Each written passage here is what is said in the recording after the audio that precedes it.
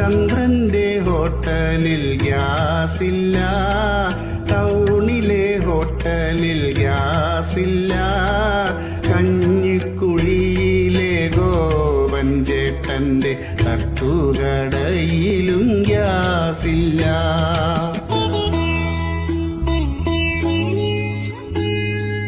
അകലെയെങ്ങാണ്ടുള്ള Persian രാജ്യത്ത് അവരുടെ ശത്രുക്കൾ ബോംബിട്ടു.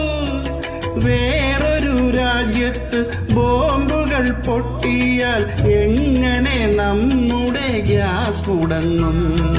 വല്ലപ്പോഴും കാണൂ വാർത്തകൾ, നാട്ടിൽ നടക്കുന്ന കാര്യങ്ങൾ.